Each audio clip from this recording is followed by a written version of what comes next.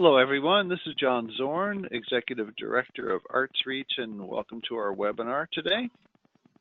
Today we have Kenneth Foster with us. He's an account manager at Spektrix, been one of our featured speakers at our conferences over the years, and we're delighted to have him with us.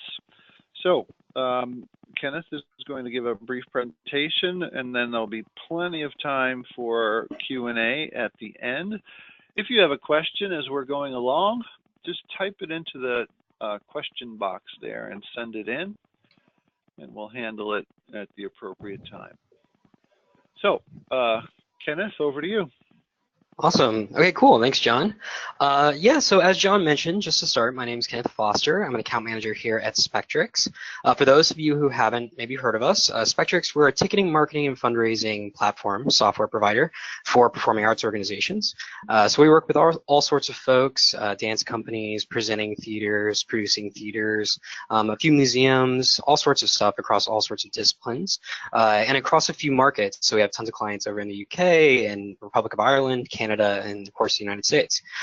So we're all over, and one of the nice things about Spektrix is that we have the privilege to work with. We work with about 350 plus arts organizations, and on top of providing software, we also spend a lot of time consulting with our clients and working with them on strategic projects, talking through how they're going to meet their business goals. So this presentation we put together is called Maximizing Your Customer Journey Before, During, and After, and we're going to be talking about cultivating patrons, cultivating advocates for your organization. Some of the focus is going to be on technology, how it can support that, and some of the focus is also going to be on soft skills and how we encourage people to become advocates and to evangelize your organization.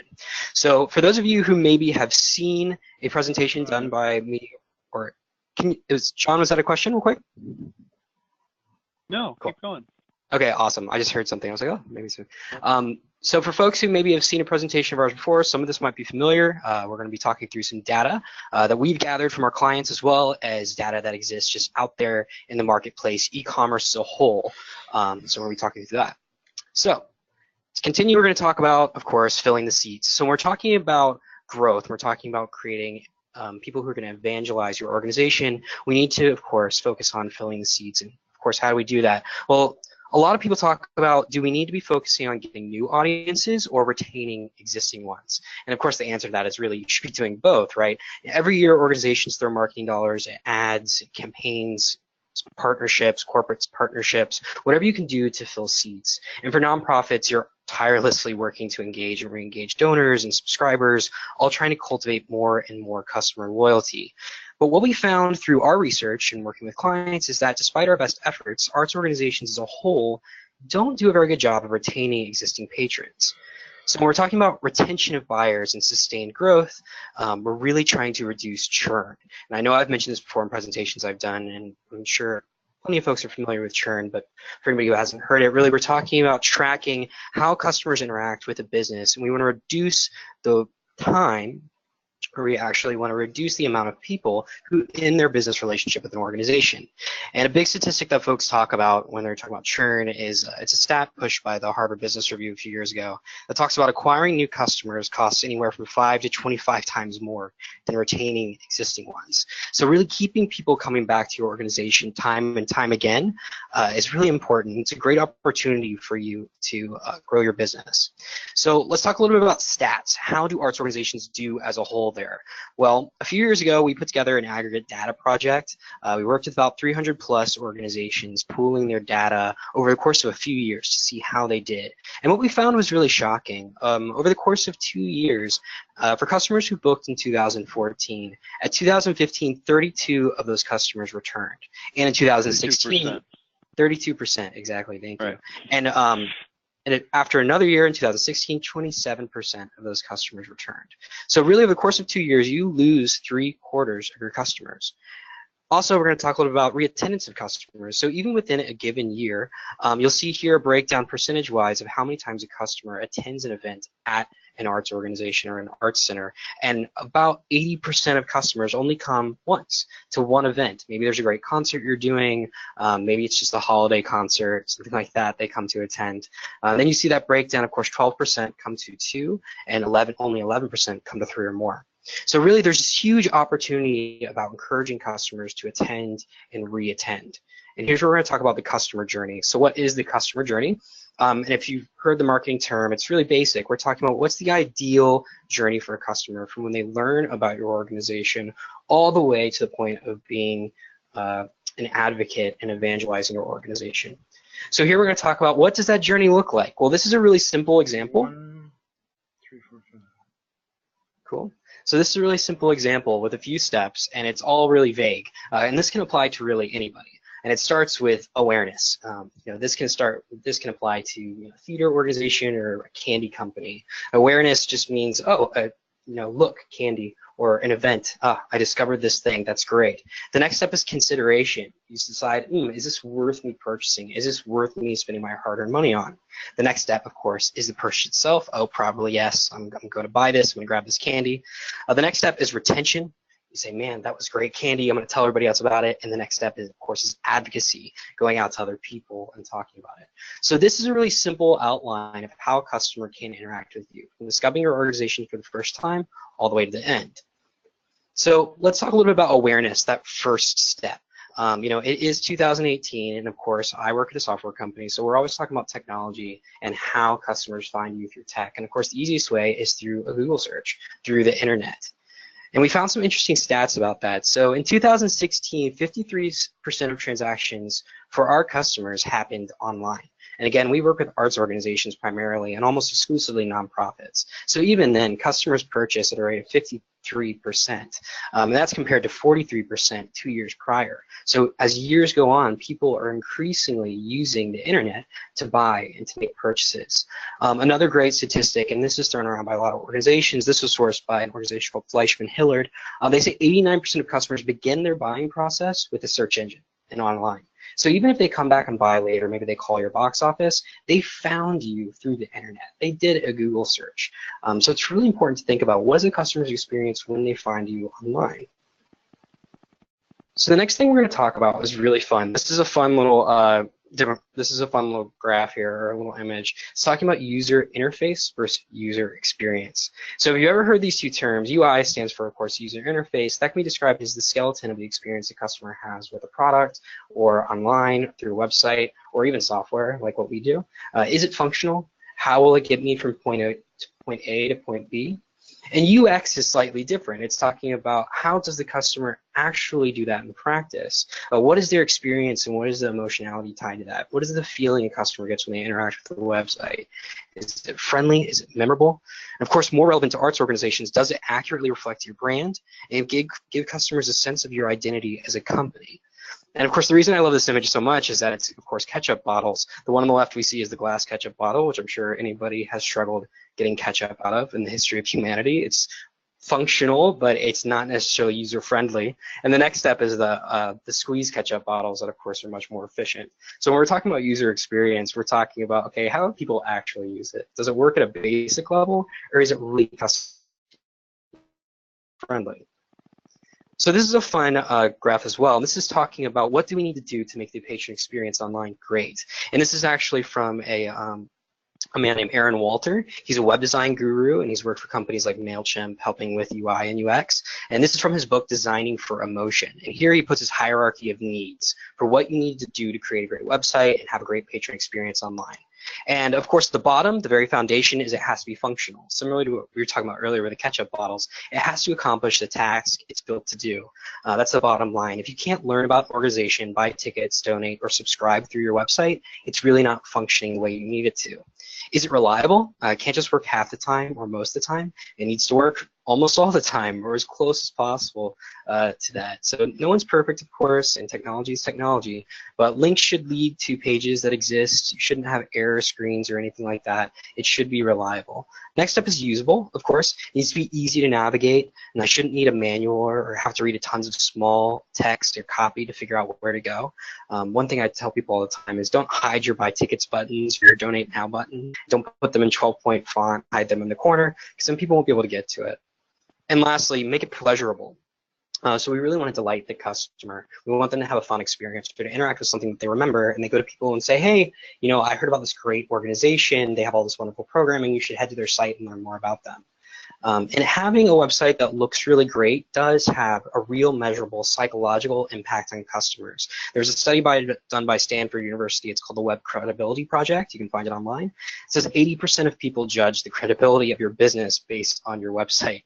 And that applies to everyone, whether you're going to take your car in for repairs or you just need to find, the place you want to go to purchase a laptop or computer or furniture. It doesn't matter. We all do web searches nowadays. We were talking about that earlier, how often people interact with web engines to find things. And once you get to the website, you want to see, oh, this is a credible business. And for arts organizations, you have an opportunity to really impact people at an emotional level. So a few great examples. This is one of our clients. This is the Current Theater. They're based out of San Francisco. They're presenting organization. Here you can see they did Head Over Heels, which actually recently transitioned to Broadway. You can see Dear Evan Hansen, Taylor Max Holiday Sauce, which is a really fun holiday show. And this is their subscription. This is really their subscription call to action. This lives on their landing page. We love to show people this site because it's actually really simple and effective. You'll notice at the top, there's only a few tabs to navigate around. On stage, the current, which I think is kind of fun, visit, contact, really simple, and clear calls to action. On the bottom there, you can see a subscribe now button. You can't miss it. On the top left, you have subscribe or tickets for single ticket buyers. So the cool thing about this, is having something that functions well, not just on desktop, but also mobile. Current sells well over 70% of their tickets online. So really their website is its own box office team, managing tickets and increasing sales. And amazingly, this is the first year they did subscriptions this past year. 86% of their subscriptions were sold online, which is just amazing. And these are people who have never bought subscriptions to the Current before. They didn't know what to expect. But the Current did a good job guiding people where to go to buy. And once they get there, moving them through a process that really made sense for people. And they found it was really, really effective. So talking a little about mobile, being conscious of what your site looks like on a mobile device is really important. One study suggests that mobile traffic makes up over 50% of e-commerce traffic these days. And that study actually is from 2013, which at this point, of course, is 5 years old. So now we know as mobile devices become better and better, the screens are actually becoming larger across devices. People are using them more almost as substitutions for laptops and even tablet devices. Mobile and the way websites look on mobile is really important. Another great statistic I always throw around to people is talking about cart abandonment, which I know is a term that people mention in different aspects. So that's when people, of course, put something in their basket and then they leave. For mobile rates, cart abandonment across all e-commerce is as high as 81%. And that's not just arts organizations, that's everyone, that's Amazon included. 81% is extremely high. Now, of course, there are people who are kind of doing window shopping through a website. They might add something to the basket and move away. But 81% is a really high number. And what we really need to be thinking about is that we're not the only people struggling providing a great mobile experience, arts organizations and nonprofits. Really, it's the entire industry. A lot of people ask me on that point, do we need a web app? Do we need an application that can be downloaded from the App Store or through Google Play or anything like that? And my answer to people is no, you do not. Mobile applications are hard to maintain, very cost prohibitive, especially for nonprofits to do something like that. Having a website that scales appropriately is really the only thing you need to do. So a great example, Current site, what we saw earlier, once it collapses to this size, you can see it, you can buy anything, donate the same way you would through a desktop. Really the key is go to your website, pull out your phone with your website, and try to buy tickets and donate and just explore what that is like. That way you can see, well, maybe we need to make the font larger here, or we need to put a button here. So beyond just functionality, at the top of that pyramid, of course, is making things pleasurable, making it delightful. And this is a website I really love, and this is not one of our clients, and I hope they don't mind some unsolicited promotion here, but this is the Milwaukee Ballet, and their website I just adore. And this is what it actually looks like. The top left, you can see that's desktop, and the bottom right, you can see that's mobile. This website is wonderful because it's very evocative. There's a lot of emotion behind it, and dance companies really have the benefit of that, of course. They have lots of beautiful imagery that they can use and they can leverage for their content. But all arts organizations should be thinking about how can we leverage our creativity and our arts internally to create a great branding experience online. So this is wonderful. This is Dracula. They're actually currently doing, I only pulled this off a few days ago. You can see it's also really simple. They have explore and buy tickets. On my screen's quite large, so it looks like small font here, but it's functional. On the right, you can see that that scales appropriately. Another thing I love is at the top, you can see they only have 5 navigation panes. The latest, donate, tickets, they have a school and academy, and they have a summer intensive. And then on the far right, they have a menu to really learn more and to dig into it. But if I go to this page, if I'm looking to buy tickets, I really can't get lost as a patron. There's a buy tickets now button right there, and it's right at the top for me. So clear calls to action are really important for a great buying experience, regardless of what machine you're using to find that. So other things we can do to make things really fun and to create a great experience is to really allow patrons to improve their experience with add-ons. These are a few great examples from some of our clients. The one on the left is from the Nederlander organization. This is the Dominion Theater, actually on the West End, for their musical Bat Out of Hell, which is the Meatloaf musical, which I think is hilarious. I can't believe there's a Meatloaf musical now. But you can see they upsell concessions. Here they're upselling a limited edition Bat Out of Hell beer. I'm not sure what kind of beer that is. I hope it's good. But here you can see you can add that on really quickly to the cart. On the bottom right, you can see this is the Regent's Park Open Air Theatre in London, and they do tons of pre-sold concessions. They actually do over 100,000 pounds a year in pre-sold concessions, which is a real great revenue earner for them. So organizations big and small we work with, we try to say, okay, where can you increase secondary spend? Is it upselling concessions? Is it upselling a membership or encouraging people to donate in the buy path? Finding those opportunities to make it easy for people to add things into their basket, it's great revenue generation for you, and also improves the customer experience. So the last thing to think about from a web perspective, this is a really fantastic chart that I found, and this is from the Baymard Institute, which is a data analytics and e-commerce consultant based out of Houston, I think. And this is a chart they put together. They polled about 2,000 folks asking, why did you abandon the cart? And the first thing they did is they actually removed the subset of people who are just what they call window shopping. Those are people who are just putting something in the cart just to see what the price would be and then move on with their day, or they just, were distracted. Maybe they had to go somewhere, run an errand. But once they found the subset of people who actually abandoned the cart, these are the stats and the responses they came up with. And at the very top, I find this really interesting. The first thing that people cite as a reason they abandoned the cart is extra costs are too high, shipping, tax, and fees. And I think this is really interesting because we have this conversation a lot with our clients. They talk about fees that they have. Oh, we have a building preservation fee, or we have an agreement with the presenter and we tack on these fees. And we're always saying, well, do you wrap that into your price? Do you show up front what the cost is going to be to the patron? And sometimes it's yes and sometimes it's no. But it's clear that customers really don't like that. And there's a really simple psychological reason for that. When customers are buying something and they're parting with their hard-earned money, they want to feel, it sounds kind of juvenile, but they want to feel like they're winning. I know I'm that way. I love getting a deal. I mean, who doesn't? But if they get to the cart and then they see that all of a sudden there's all these fees being tacked on, it really does damage the customer experience. And when we're talking about reattendance, getting people to re-engage and evangelize your organization, if they feel like they're being nickeled and dimed, it's really not a good way to start your relationship with them. A few other things to think about that I really like. The next one is the site wanted me to create an account. Lots of softwares and lots of systems will force people to create accounts. Amazon, you create an account too. That's fine. But making that process really easy for folks is really important. So we always encourage people to think about how people are interacting with that process and whether they're providing a lot of information or whether it's really simple for them to move through.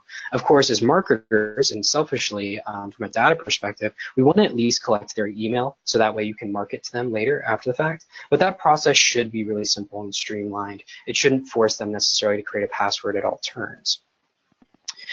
Another thing we try to do, and again, this is for people before they get to the theater, and thinking about cart abandonment too, is retargeting based off of cart abandonment. So this is an email from the Bradford Theaters, one of our clients. They actually run a cart abandonment campaign. So for anybody who goes through and puts tickets in their basket and then leaves for whatever reason, they get this email that says, you've forgotten your tickets. It says really simply, we couldn't help but notice you haven't yet purchased tickets for one of our fantastic shows. We'd hate you to miss out, and it redirects people to the buy page. So there's a lot of technology out there people can leverage to try to run this kind of stuff, at least finding people who are navigating to your site and then hitting them with a friendly message.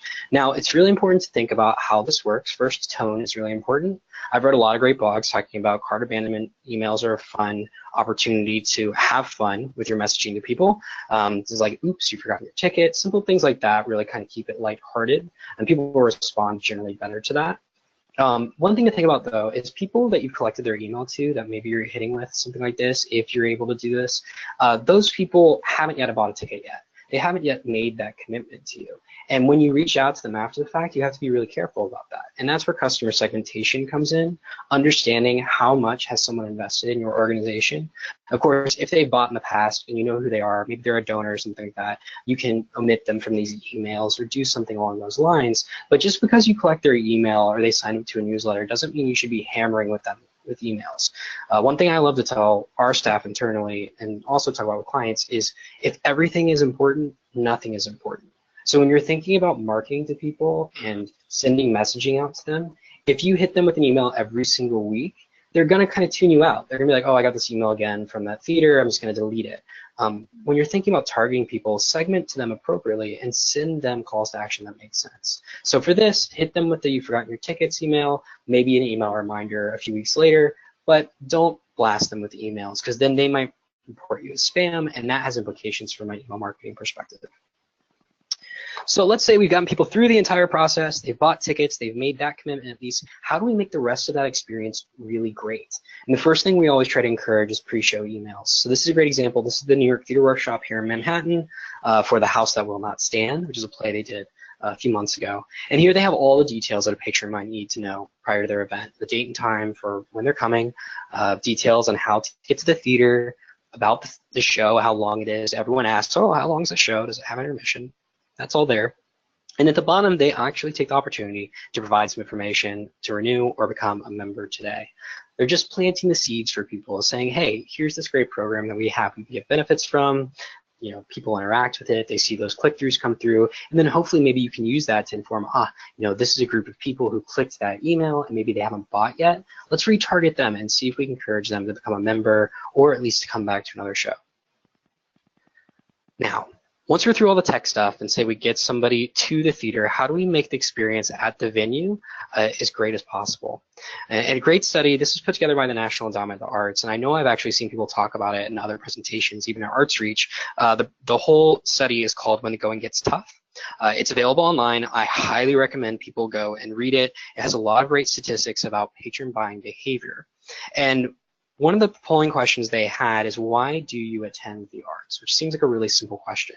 And the answer that came up 70% of the time, art attendees stated that the #1 reason for attending the arts is to socialize with friends and family. And to me, that seems really obvious, of course. Going to the arts, enjoying art, music, film, it's a very social, very emotionally rich experience. And when we're at the theater, we want to be delighted. We want to have a great emotional experience. And that comes down not just to tech and all the interactions you have first before they walk through the door. It also comes down to soft skills. Great front of house staff who are tasked with not just tearing tickets or working scanners, but giving a bit of coaching on interacting with guests, making them feel welcome. Box office staff who aren't just punching tickets or putting numbers into a database. They're working to provide the best customer experience at the window. Because customers don't differentiate between ticketing, box office, development, marketing staff. Very few of them are privy to the inner workings of arts organizations and how they facilitate their programming. And every staff member, whether they're full-time or part-time, that has an interaction with a customer has a profound impact on what that patron's experience is and how they view your organization moving forward. This image you're seeing I actually stole off. This is from the Caramore Center for Music and the Arts, which is one of our clients up in Katona, New York. And anyone who hasn't heard of them, the bulk of Caramore's programming consists of a diverse lineup of concerts, everything from jazz, standards, classical, chamber music, opera, the list goes on. Caramore does a lot of their programming outside, so the bulk of their concerts are during the spring and summer months. And they have a fairly cyclical programming schedule and also fairly cyclical part-time box office staff. So we actually go up there pretty regularly to train their staff on how to use the system, how to do the ticketing, all that stuff to make them feel comfortable. So it's really important that all the staff have those touch points and learn about what they need to do to provide a great experience. And when our staff go up there to train them, our staff are always blown away by the folks at Caramore. And one of the things they talk about is the Caramore experience. And for them, the Caramore experience is about making people feel like they're at a home.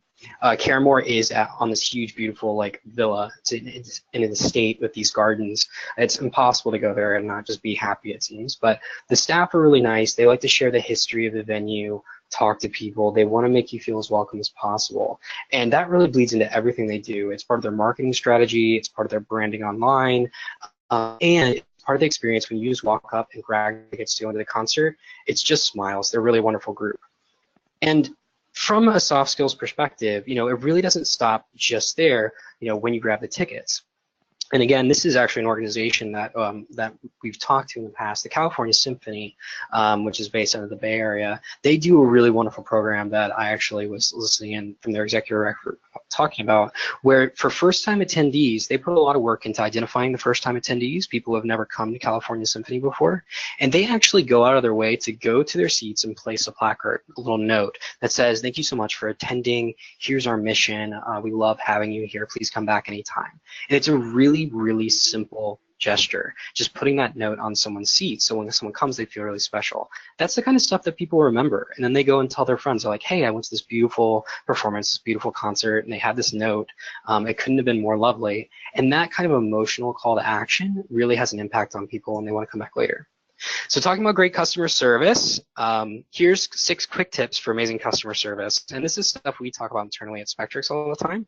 And I just wanted to share it really quickly, because this is the stuff that really has an impact on people re-engaging with you time and time again, and also creating trust and advocacy.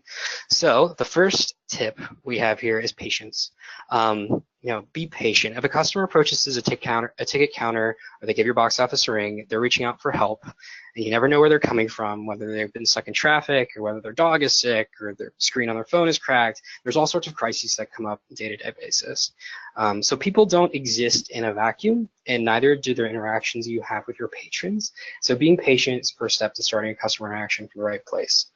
The next thing we always talk about a lot internally is never make assumptions. And this is a really tough one, because a lot of folks, including myself, who work in customer service extensively, we like to think of ourselves as problem solvers.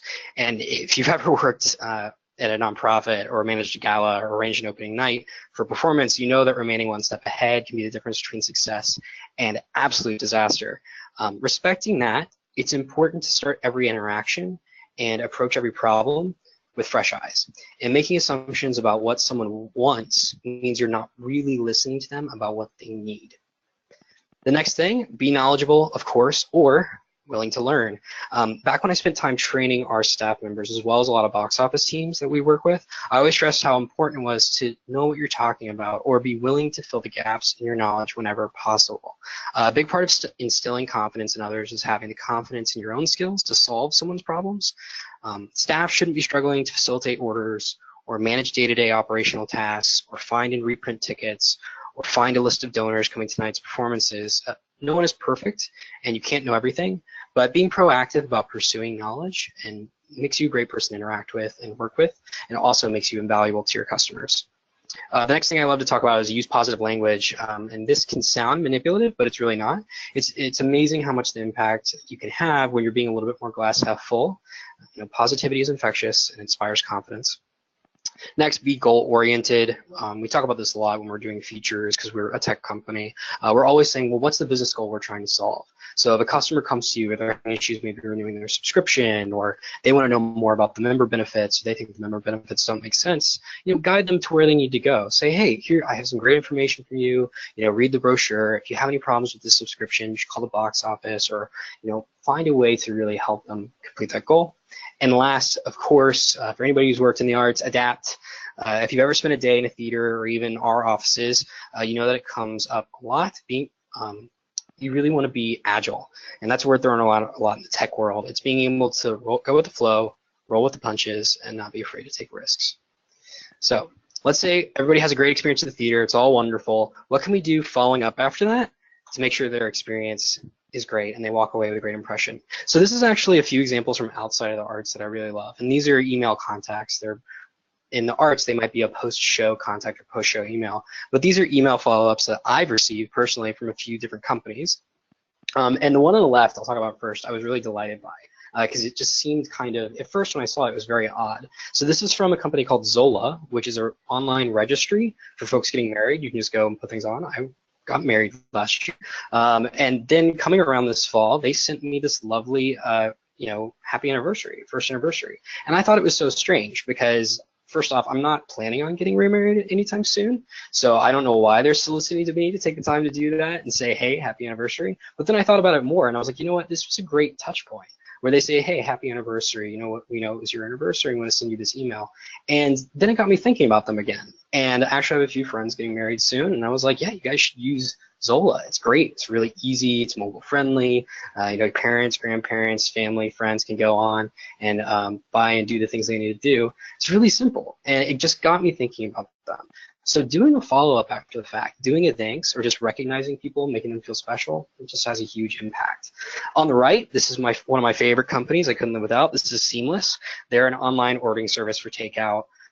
They work in a lot of major cities. Of course, they work in Manhattan. And here, every once in a while, they send me a free delivery thing. And of course, we try to do this all the time in the arts, sending people like discount codes and things like that. But I really like Seamless because they don't hit me with these very often. And when they do, they almost always convince me to not cook that night. Like I just get the email and I'm like, oh, they're going to waive the delivery fee. Fine, whatever. I'm going to get Thai, make it easy on myself.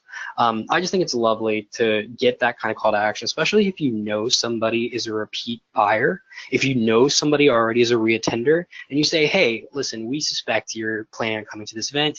Here's a discount, or here's early access to book your tickets. That kind of stuff makes people feel special. And we talked a little bit about segmentation earlier. Segmentation is really key to that. You need to be able to identify those customers, figure out who they are, and hit them at the right time. Hitting people too often, as I mentioned, just becomes spam, and people start turning you out. So this is a really great example in the arts. This is the Chichester Festival Theater. They're one of our clients. This is actually them sending out a survey. So they do a great thing where when people come for the first time during a given year, they send them actually a survey call to action. And they ask people to fill those things out. The great thing about this is about collecting that patron information, getting those reviews, how to go. Did you love the performance? Did you love the art we've done? Did you have a good experience at the box office?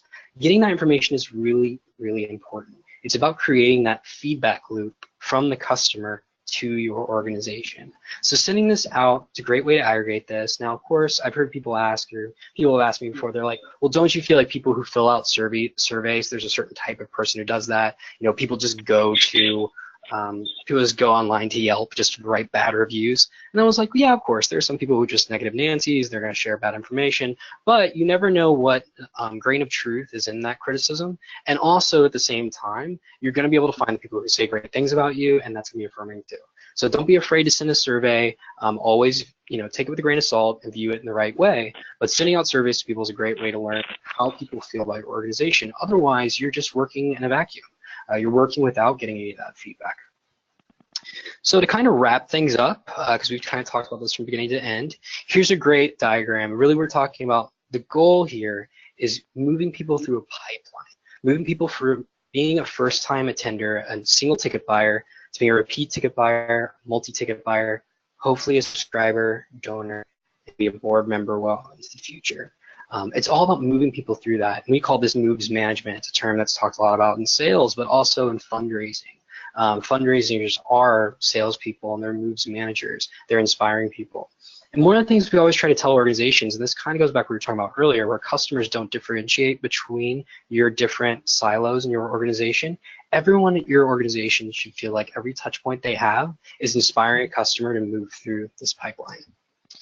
Now, to kind of wrap things up, a few quotes that I really love from some of our clients. This is from the Strode Theater. They talk about when we find that keeping a conversation and maintaining the relationship with our audience encourages them to keep coming, as it feels like their place. And again, we talked a little bit about the emotionality of buying and inspiring people to really evangelize your organization. It's about keeping touch. You want to give that person a ring. You want to shoot them an email. You want to have that outreach in some way. I actually had a great anecdote. I was talking with someone recently who was telling me that they're a normal arts patron, but they were saying, they're like, oh, well, I went to see a production at one of the nonprofits here in New York, and I went to see a production, and I loved it. It was wonderful, and I got a phone call clearly from one of their team that was doing, those rounds. They had that call list, and they were calling people. But when they called me, they were like, hey, how was the performance? Did you really enjoy it? What would you say about the performance? Did you think it was thought-provoking? And they led that into, would you come back again? And she said, well, yeah, of course, I would love to come back. And they said, okay, cool. Are you interested in us sending you a little bit more information about our subscription packages? And the conversation was short. It was succinct. It was relevant to her and her interests. And she said, you know what? I've worked in sales in the past, and I really appreciated it. It was such a personal experience, and they took the time to reach out to me. So just doing that is a great way to do it, a great way to reach out and have those touch points. Next is another theater we work with called the Dundee Contemporary Arts Center. They say anecdotal evidence from chatting to our customers backs up the idea that creating a space in the week that they can plan to attend, regardless of what's gone, has a real effect. And I know the Dundee Contemporary Arts Center has a pretty simple membership campaign where they try to get people into a recurring, like, £15, because they're based in the UK, a £15 membership that just recurs, no different than like Planet Fitness or something. So you buy it and you're supporting the theater, and then you get early access to tickets, you get news, sometimes you get a free ticket or something like that. No, not that different from my Seamless account where I got that promo code. But they're always trying to get people into these low-level campaigns where they're participating and they feel part of the community, and then they continue to come back time and time again. So in short, talking about mapping out your ideal customer experience, first, make it easy for them. We talk about that from a web perspective. Don't get in the way of people trying to buy. Pre-show communications, reach out to them, let them know where to go, how to get to the box office, answer their questions.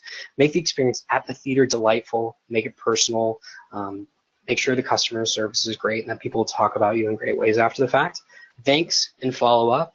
Not everyone has the time or resources to put thank you cards on every single seat for a new patron, but doing at least a follow-up saying thank you for attending and maybe even survey is a great way to do it. And I say rinse and repeat. I added that last minute because what happens oftentimes in arts organizations, maybe we try to do this initiative once and then we don't do it again the next season because we're limited on resources, limited on time. We have other things that come up. It's really important to always be thinking about this and always revisiting and refining these strategies. Otherwise, we're not doing the reattendance work we need to do to keep our revenue goals in mind. Great, and questions. So that's it. All right. Thanks a bunch, Kenneth. And everyone, now it's time for your turn to send in your questions here. And doesn't have to pertain to today's session necessarily. If you've got a question that you'd like to ask Kenneth, go for it. Okay, here we go. You spoke a lot about websites and the importance of that experience for customers. In the arts, it seems a lot of our patrons have an aversion to buying online. Oftentimes they don't trust it, perhaps for data reasons. As I'm sure we're not unique in that respect, what do you say to organizations who report this to you? Yeah, that's a great question. Honestly, well, there's a few things to unpack there, and one of the first things we'll talk about is data. That's a big conversation these days, especially with the things like the Cambridge Analytica stuff and Facebook, and also in the European Union, they just rolled out some legislation that impacted a lot of companies all over the world, the way they interact with people. So it's really important to think about that kind of stuff. But ultimately, most arts organizations, the information you're collecting, of course, is stuff that it's based off the purchase. When somebody buys and they provide an email, sending emails to people is a really healthy, normal way to interact with folks. And I talked a lot about during the presentation, you don't hammer people with emails. So from a data perspective, it's really about respecting the customer. And also when you reach out to them, make sure it's relevant. So that's one thing. Now, as far as e-commerce and people buying online, that's something that's just changing. And it's important that we continue to adapt and evolve with that. So there's a few studies out, and I actually have the links that will be posted, hopefully in this slide, or at least reach out to me, I can provide them. There's a few studies out that talk about that regardless of age group, more and more people are starting to buy online, especially through tablet and mobile, like we were talking about earlier. So e-commerce really is the way in the future, and also it's very cost effective for you to have a great web buying experience. It's a great way for you to save money. It's basically a team of box office people, hopefully. As long as people are being guided through in a way that makes sense, it's really a great way to efficiently sell tickets. So people's aversion to buying online typically has less to do with how they want to interact with you and more to do with negative experiences they've had in the past. And if they've had issues buying tickets online in the past, then they're like, oh, well, I'm never going to try to do that again. I'm just going to call the box office and do it.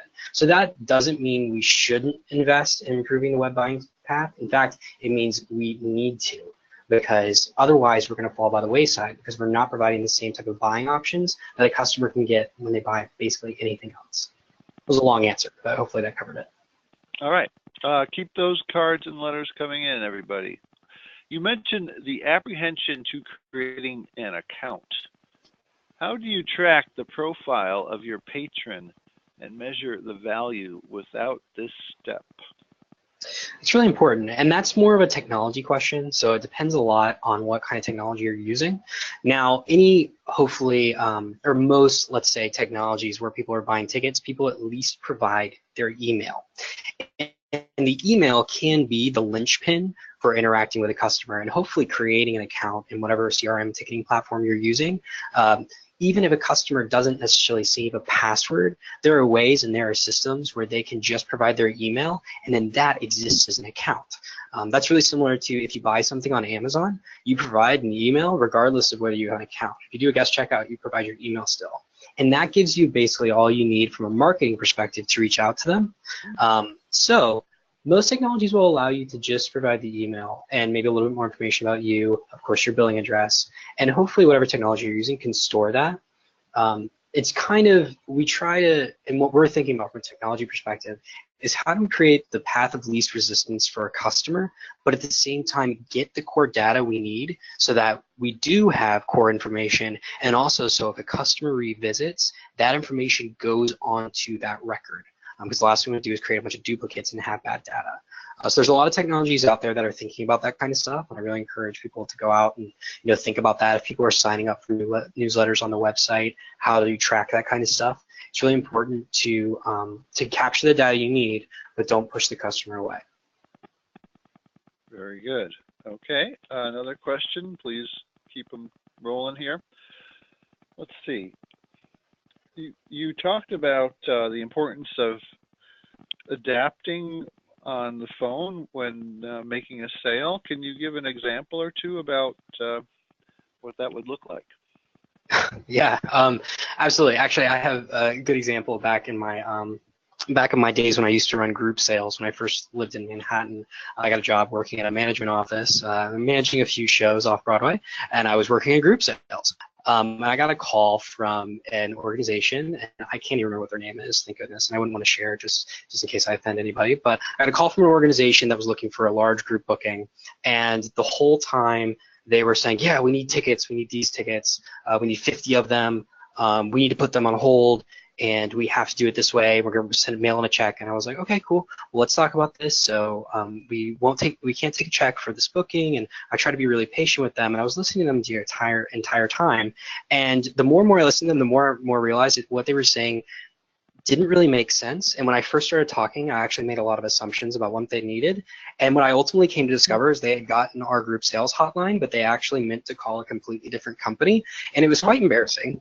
And I felt really bad. And when I was like, oh my goodness, I was like, you actually called the office for the show. I actually can't help you right now. I said, but I was like, if you give me a moment, how about I put you on hold? I'm fairly familiar with the organization that you're trying to get a hold of. Is it okay if I put you on hold and then I send you this link? So I put them on hold and I got it taken care of. And it was a fun story, and it's like to share with people all the time. And it goes to a few of the things I talk about with customer service is first making assumptions about what a customer needs. If you jump the gun and you kind of get ahead of them, you run the risk of not listening to them. And you run the risk of making a mistake, and that can do all sorts of things. Whether somebody's calling in trying to fulfill a membership or fulfill their subscription, you need to be listening, and that helps you in turn be agile. And being agile is really about responding to that. If you've ever taken an acting class, some of us are performers in our past lives, especially arts folks and people I work with, dancers, all sorts of things before we moved into development or marketing. If you ever take an acting class, they talk about call and response. If somebody says something, you need to be agile and respond to it appropriately. And responding to it appropriately is key. So that applies to a lot of things. If somebody gives you feedback through a survey and they say, hey, I had a really hard time buying on the website, reaching out to them, listening to the way they felt and what happened. And some of the complaints might be completely legitimate, and some of them you're like, maybe you just struggle with the internet. It's just important to be agile, be willing to listen, be willing to learn from customer experiences, and that just develops trust. That's really the best way to develop trust, is listening to folks. Okay. If your organization has gone through a public relations crisis, what steps can you take to re-engage and rebuild trust?